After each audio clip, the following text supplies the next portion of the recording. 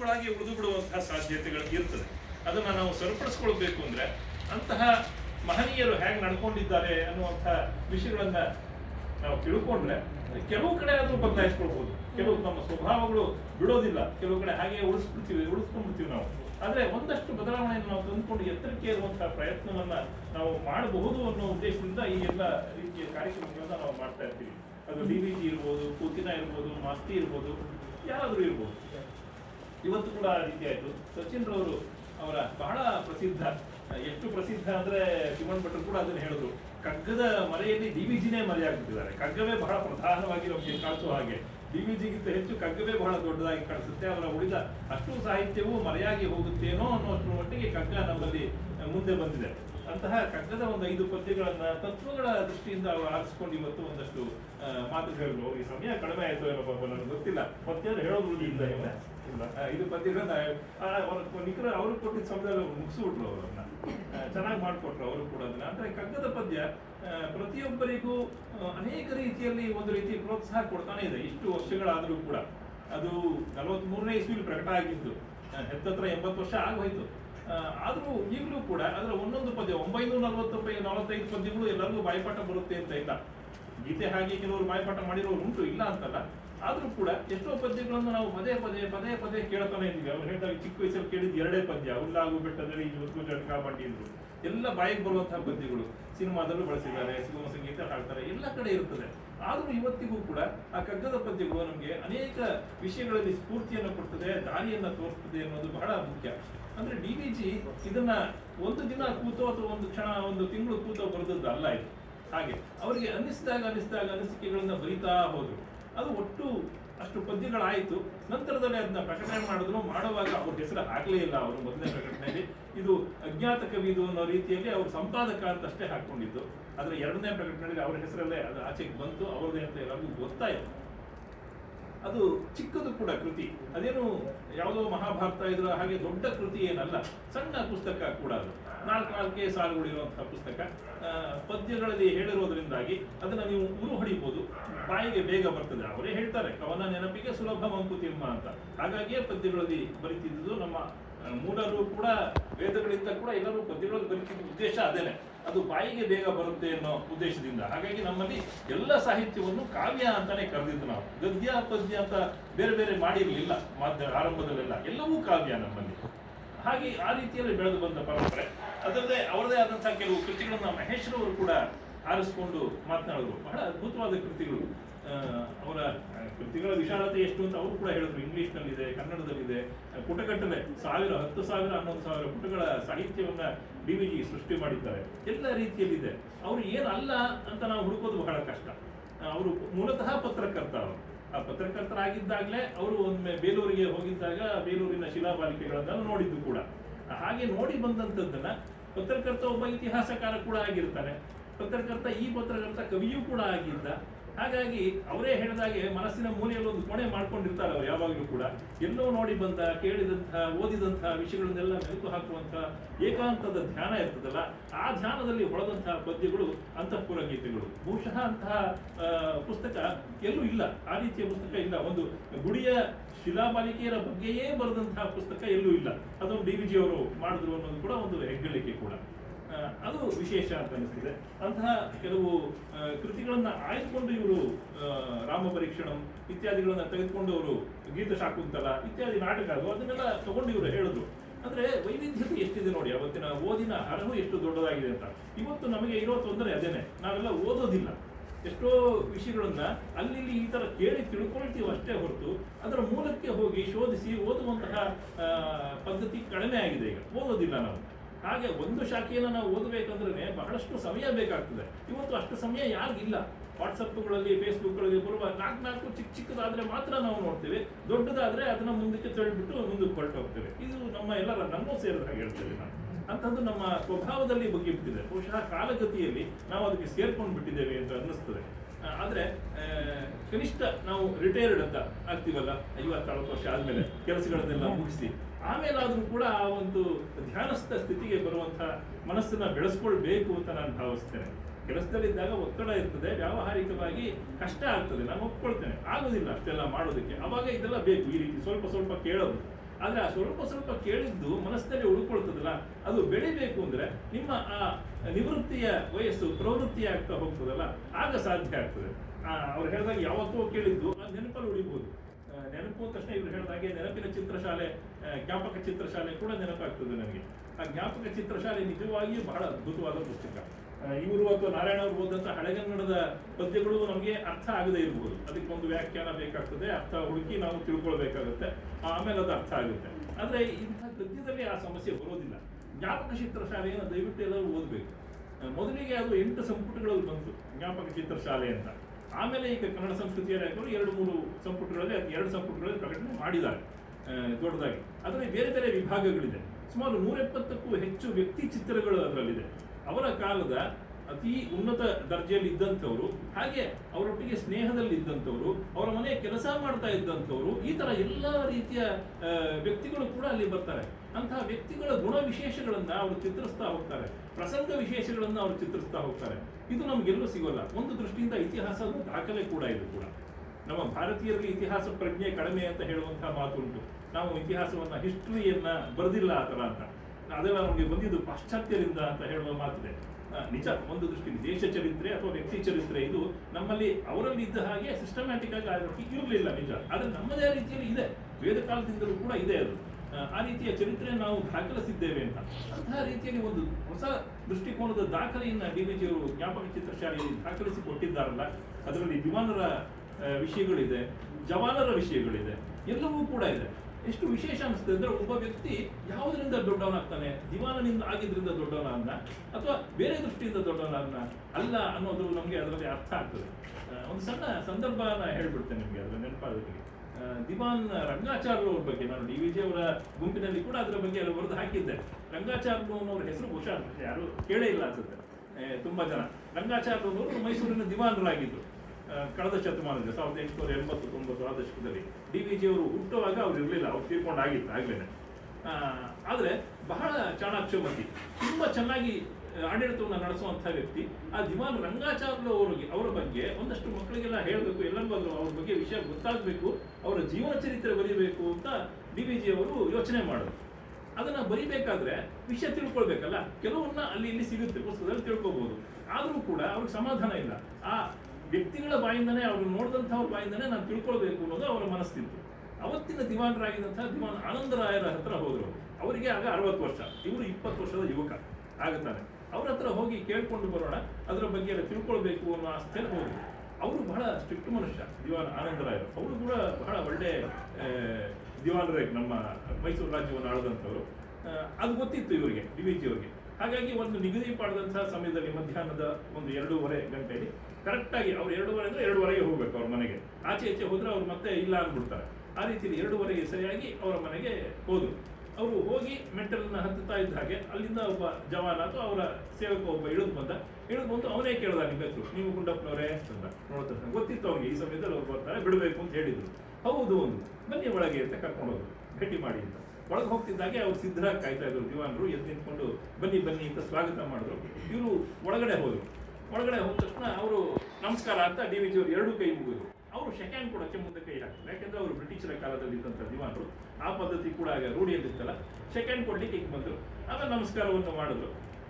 DVG ಅವ್ರನ್ನ ಸ್ವಾಗತಿಸಿ, please sit down, ಬನ್ನಿ ಕೂತ್ಕೊಳ್ಳಿ, ದಯಮಾಡಿ ಕೂತ್ಕೊಳ್ಳಿ ಅಂತ. DVG ಅವ್ರಿಗೂ ಸ್ವಲ್ಪ ಸಂಕೋಚ. ಅವರು ಆಯ್ತು ಅಂತ ಅಂದ್ಬಿಟ್ಟು ಹೇಗೆ ಶುರು ಮಾಡೋದು ಮಾತು ಅಂತ ನಿಂತ್ಕೊಂಡೇ ಇದ್ರು. ಅವರು ಒಂದು ಕ್ಷಣ ನೋಡಿದ್ರು, ಆಮೇಲೆ ಪ್ಲೀಸ್ ಸಿಡೌನ್, ಕೂತ್ಕೊಳ್ಳಿ ದಯವಿಟ್ಟು ಅಂತ 2ನೇ ಸರ್ತಿ ಹೇಳಿದ್ರು. ಹಾಗೂ DVG ಕೂತ್ಕೊಳ್ಳಿಲ್ಲ, ಅವ್ರಿಗೆ ಇನ್ನೂ ಸಂಕೋಚ. ಆಮೇಲೆ 3ನೇ ಸರ್ತಿ ದಿವಾನರು ಅವರೇ ಹೇಳಿದ್ರು, ದಯವಿಟ್ಟು ಕೂತ್ಕೊಳ್ಳಿ, ನೀವು ಕೂತ್ಕೊಳ್ದಿದ್ರೆ ನಾನು ಕೂತ್ಕೊಳ್ಳೋಕ್ಕಾಗೋದಿಲ್ಲ, ನೀವು ಇಬ್ರು ಕೂತ್ಕೊಳ್ತಿದ್ರೆ ಮಾತು ಮುಂದುವರ್ಸೋದಕ್ಕೆ ಆಗೋದಿಲ್ಲ ಅಂತಂದ್ರು.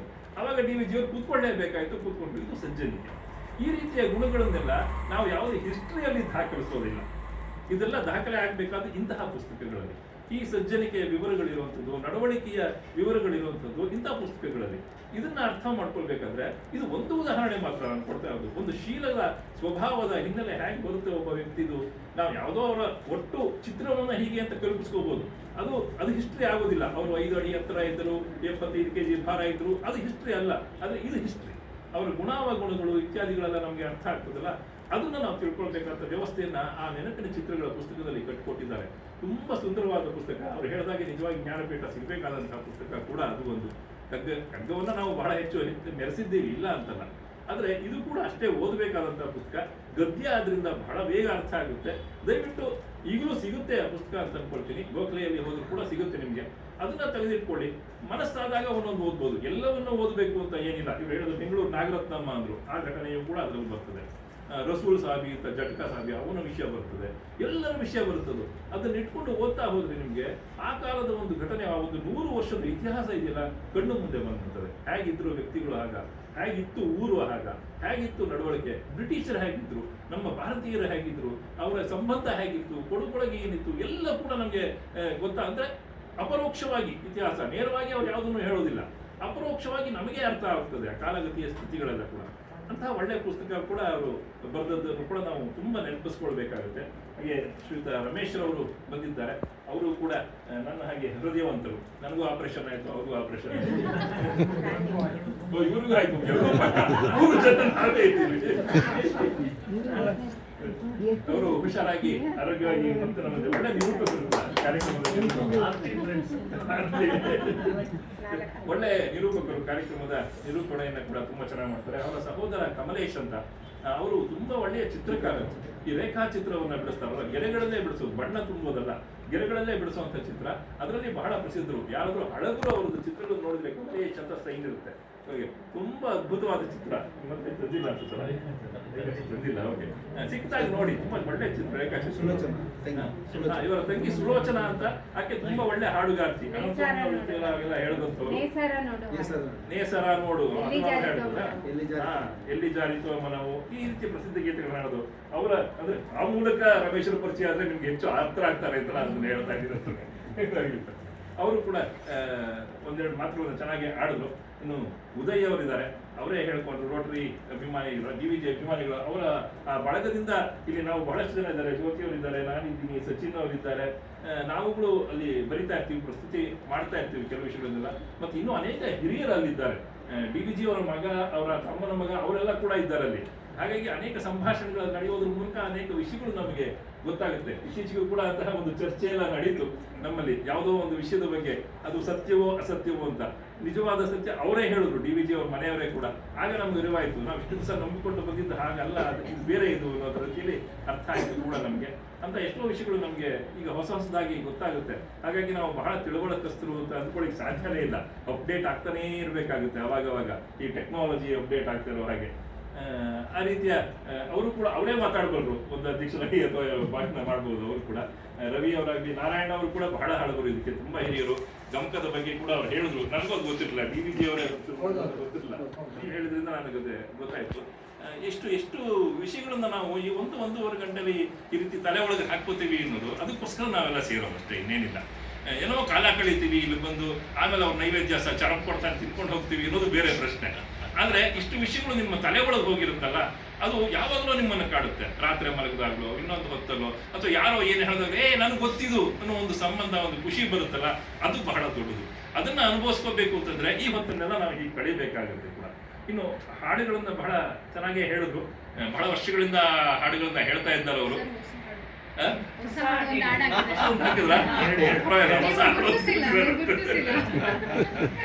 ಅಂತಪುರ ಗೀತೆಗಳನ್ನೆಲ್ಲ ಹಾಡಿದ್ರು ಅವರು. ಅಂದ್ರೆ ಒಬ್ಬ ಶಿಲ್ಪಿ ಯಾರೋ ಕೆತ್ತಿಟ್ಟಂತಹ ಶಿಲ್ಪಗಳು ಅದು. ಇದ್ರ ಕ್ರೆಡಿಟ್ ಯಾರಿಗೆ ಹೋಗ್ಬೇಕು? ಈಗ DVJ ಅವ್ರಿಗೆ ಹೋಗ್ಬೇಕು, ಶಿಲ್ಪಿಗೆ ಹೋಗ್ಬೇಕು? ಅವನು ಕೆತ್ತಿಟ್ಟದ್ದು ಇನ್ನೂ ಅಲ್ಲಿದೆ ದೇವಸ್ಥಾನದಲ್ಲಿ, ಎಷ್ಟು ಚೆನ್ನಾಗಿದೆ. ಆದ್ರೆ ನಾವು ಎಲ್ಲ ಒಂದೊಂದ್ಸತಿ ಹೋಗಿ ನೋಡಿ ಬರ್ತೀವಿ. ನಮ್ಗೆ ಆ ಭಾವಗಳು ಹೊಡಿಲಿಕ್ಕೆ ಸಾಧ್ಯ ಇತ್ತಾ? ಇಲ್ಲ. ಶಿಲ್ಪ 64 ಇದೆಯಂತೆ, ಹೌದಾ, ಎಲ್ಲ ಕಡೆ ನೋಡು, ಅದು ಡಂಗೂರ ಹಾಕೊಂಡು, ಕೈ ಬೆರಳು ಕೂಡ ಒಳಗಡೆ ಹೋಗೋ ಹಾಗೆ ಎಷ್ಟು ಚೆನ್ನಾಗಿ ಕೆತ್ತಿದ ನೋಡು, ಹಗ್ಗ ನೋಡು ಅಂತ ನೋಡ್ಕೊಂಡು ಬರ್ತೀವಿ ಅಷ್ಟೇ. ಆದ್ರೆ ಈ ಹಿಂದಿನ ಒಂದು ಕಥೆಯನ್ನು ಊಹಿಸಿಕೊಳ್ಳುವಂಥದ್ದು ಕವಿ ಮನಸ್ಸಿಗೆ ಸಾಧ್ಯ. ಅದು DVJ ನೋಡ್ಕೊಂಡು ಬಂದ್ರು, ಅವರ ಮನಸ್ಸಿಗೆ ಬಂತು. ಅವರು ಆ ಕವಿತೆಗಳನ್ನೆಲ್ಲ ಬರೆದಿಟ್ರು, ಜೊತೆಗೆ ಅದನ್ನ ರಾಗಬದ್ಧವಾಗಿ ಛಂದೋಬದ್ಧವಾಗಿ ಬರೆದಿಟ್ರು. ಹಾಗಾಗಿ ಹಾಡ್ಲಿಕ್ಕೆ ಕೂಡ ಸಾಧ್ಯ ಆಯಿತು. ಹಾಡುಗಳಾಗಿ ಅದು ಉಳ್ಕೊಂತು. DVJ ಹೆಸರು ಮರೆಯಾದ್ರೂ ಕೂಡ ಹಾಡುಗಳು ಉಳ್ಕೊಂಡ್ ಬಿಡುತ್ತೆ. ಅದು ಸಾಹಿತ್ಯ ಸ್ವಲ್ಪ ಆಚೀಚೆ ಬದಲಾಗ್ಬೋದು, ಏನೇನೋ ಆಗ್ಬೋದು. ಇವತ್ತು ಜನಪದ ಗೀತೆಗಳು ಬೆಳೆದು ಬಂದ ಹಾಗೆ ಕವಿ ಹಿಂದೆ ಹೊರಟೋಗ್ತಾನೆ, ಕವಿಯ ಹಾಡುಗಳು ಮಾತ್ರ ಉಳ್ಕೊಳ್ಳುತ್ತೆ. KS ಅವರ ಬಗ್ಗೆ ಒಂದು HSV ಅವರ ಮಾತು ಹೇಳಿದ್ರು, ಓಧೂಳಿಯ ಹಿಂದೆ ಇರುವ ಹಾಗೆ ಕವಿ ಅಂತ.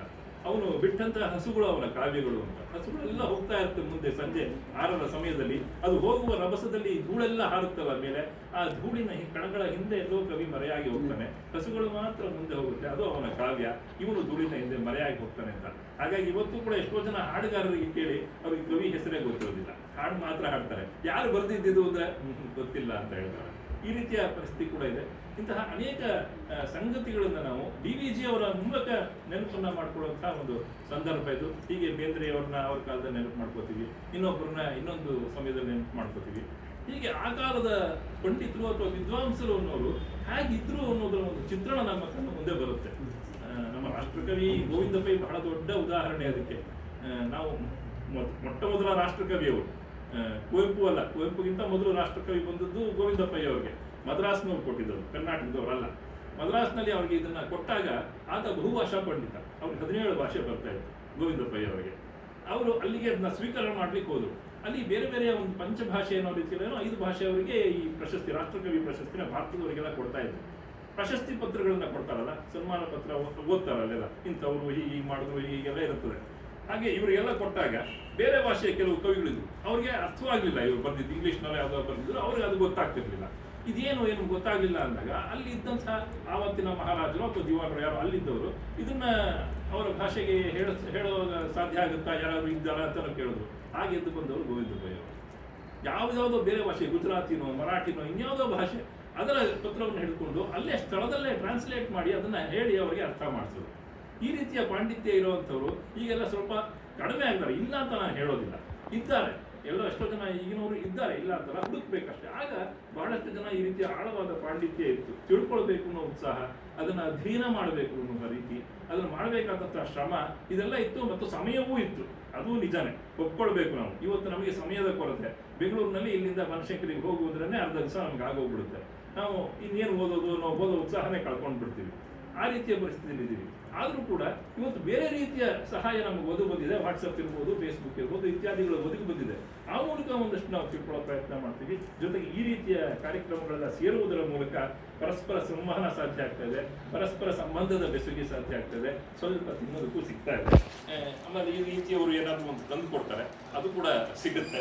ಈ ರೀತಿ ಎಲ್ಲ ಪ್ರಯೋಜನಗಳನ್ನ ನಾವು ಪಡ್ಕೊತಾ ಇದ್ದೀವಿ. ಇದಕ್ಕೆ ಕಾರಣವಾದಂತಹ ಪಂಚಾಮೃತ ಸುಗಮ ಸಂಗೀತ ಅಕಾಡೆಮಿ ಇವಾಗ ರಜತೋತ್ಸವವನ್ನು ಪೂರೈಸಿದೆ.